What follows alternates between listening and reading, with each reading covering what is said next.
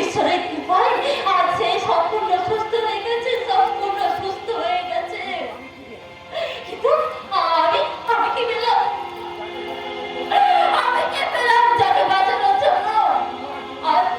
আমি আজ আমার এই গোটা জীবন বেঁচে নিয়েছিলাম, আর সেই তো আমাকে ঘৃণা করে চলে গেল। আমার স্বামীর জন্য মন খারাপ করে কোনো লাভ নেই। আমি তোমার স্বামী পৌঁছে দিয়ে দেবো। তোমার স্বামী যখন তোমার গোপন ঠিকানা জেনে ফেলেছে, তখন তোমাকে ঠিকানা চেঞ্জ করতে হবে। ঠিকানা দেন, আজই তোমার তোমার কোনো একটা রেস্টুরেন্টে নিয়ে রাখবো। সেখানে তুমি ফরেন থেকে নিত্য নতুন কাস্টমার পাবে। তাছাড়া আমি তো আছি তোমার সাথে। আমি বেলকুনে দাঁড়িয়ে নাচবো, গাইবো আর বলবো, এই ফাগুনে পূর্ণিমা রাতে চল পোলায়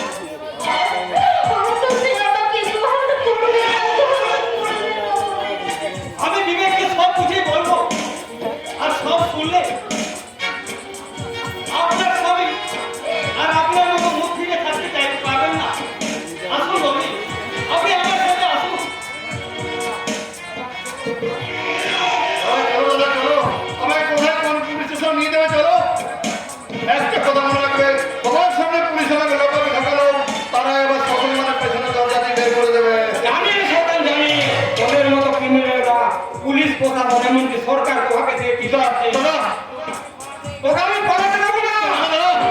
আর এই সরকারের প্রতিনিধি হয়ে এই জনগণের প্রতিনিধি হয়ে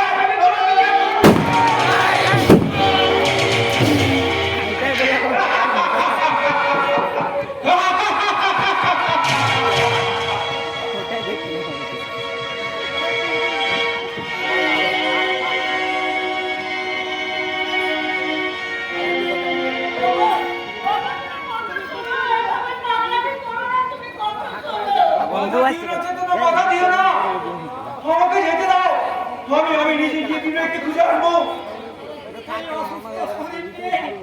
আপনি আমার কোথায় খুঁজতে যাবেন?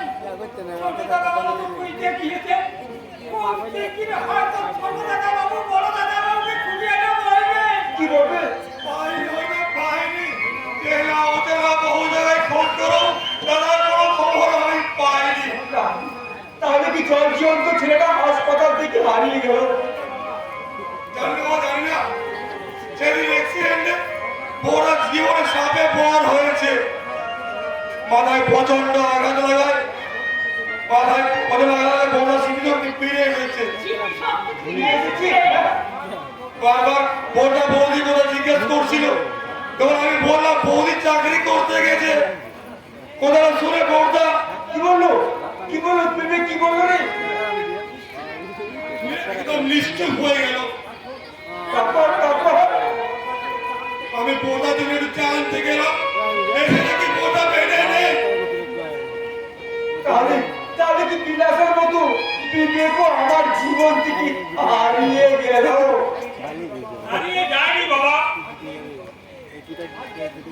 ভাগ্যের বিপর্যয়ে কয়েকটা দিন আমি তোমাদের কাছ থেকে দূরে সরে গেল।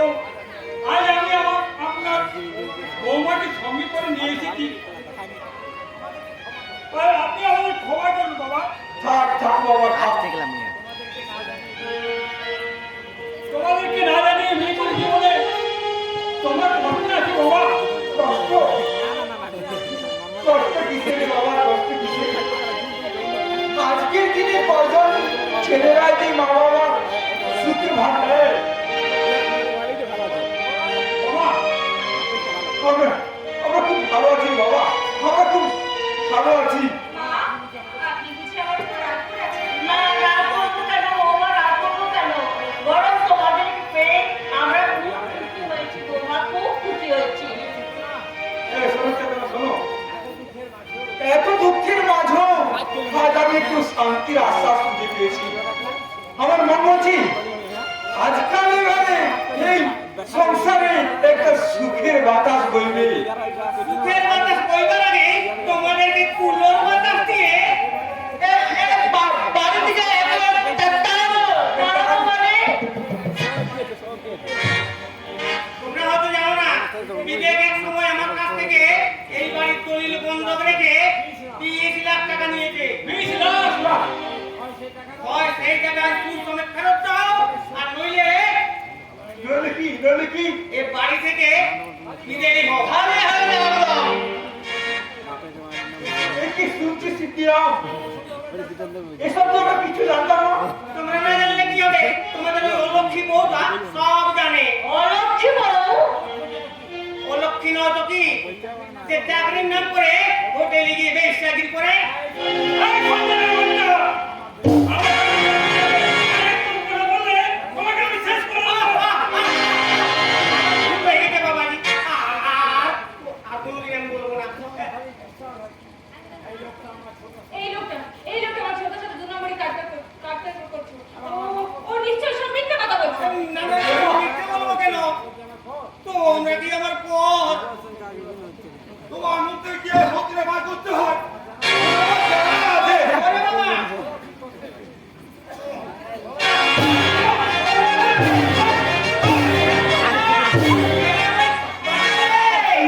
নিজে বাজে বাপের নাম আমি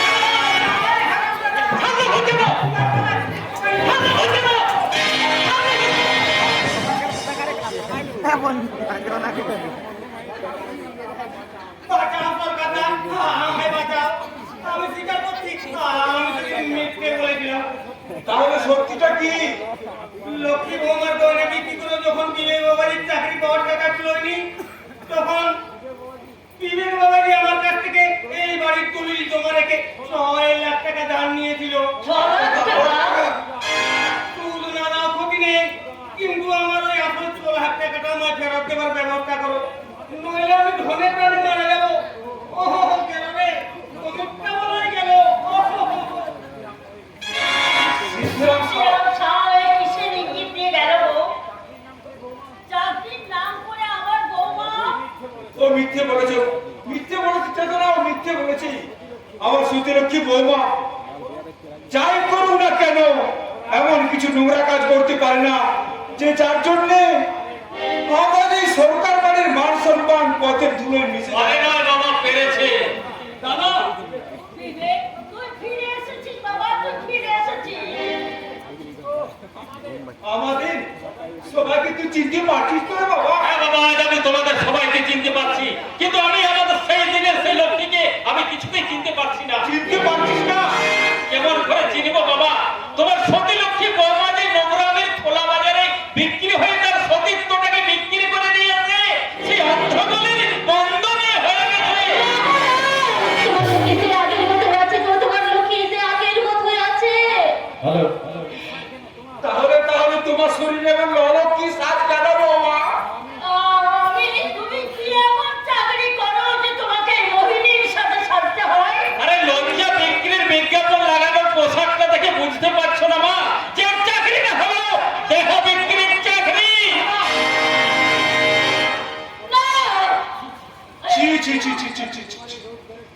তোমারই রোজগারের টাকায় আমাদের খেয়ে পরে বাঁচতে হয়েছি। এই যে যদি আমাদের মৃত্যু হতো তাহলে সেই মৃত্যুটা হতো অনেক গৌরবের। বাবা,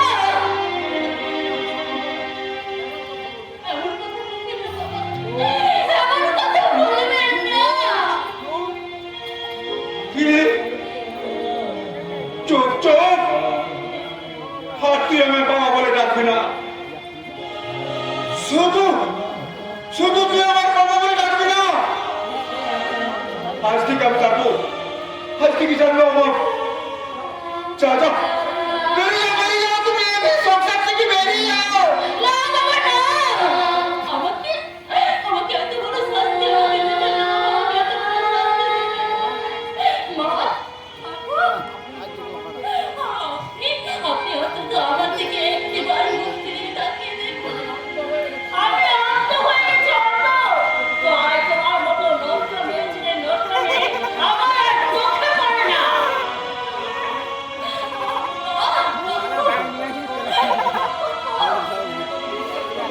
তুমি অন্তত বিশ্বাস করো, তুমি অন্তত বিশ্বাস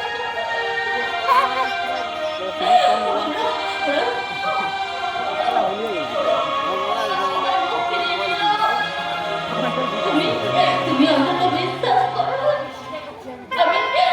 আমি স্বীকার করছি, আমি স্বীকার করছি, আমি ভুল করেছি। আমি উপার্জন করে এই সংসার থেকে বাঁচতে তোমার মেয়ের নকশন করার জন্য আমি আমি ভুল করে ফেলেছি। তুমি আমাকে ক্ষমা করো। না না না না, তোমার কোনো ক্ষমা নেই। যে নিজের স্বামীকে পণ্য সাজিয়ে অন্যকে বিক্রি করে নিজের স্বামীকে ধোঁকা দেয় তাকে ক্ষমা নয়, তাকে শুধু ঘৃণা করা যায়।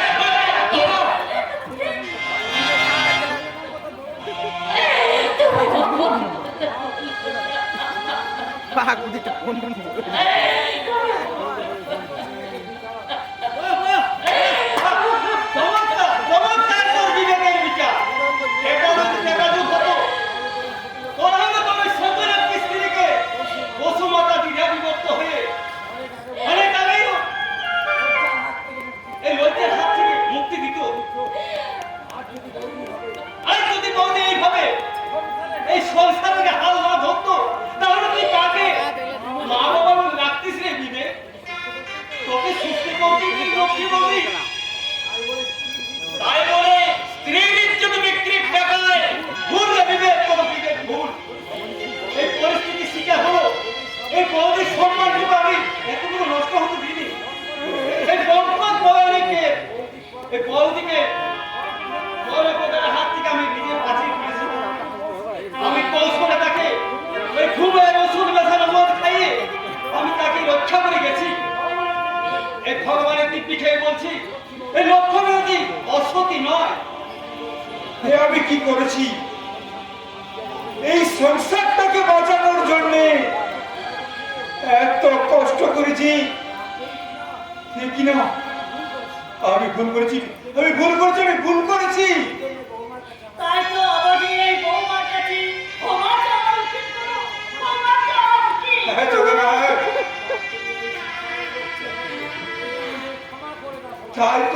তাই তো বলি, ও মা, তুমি আর কি হয়ে তুমি আমাদের ক্ষমা করে দাও, ক্ষমা করে দাও।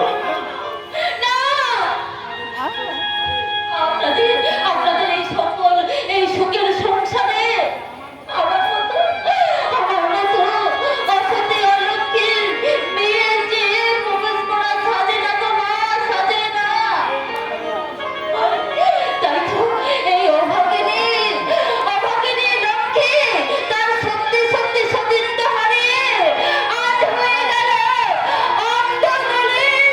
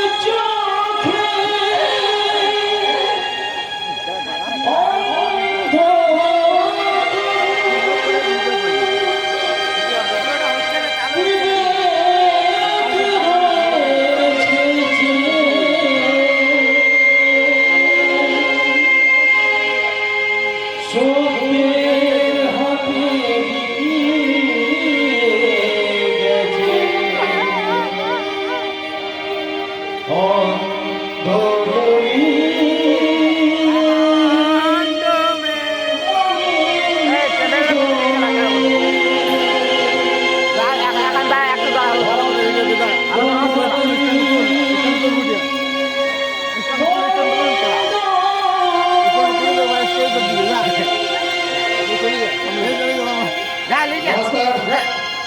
আগামী বছর আপনারা এই মঞ্চে দেখতে পাবেন আরেকটি সামাজিক যাত্রাপালা। সিঁদুর আছে।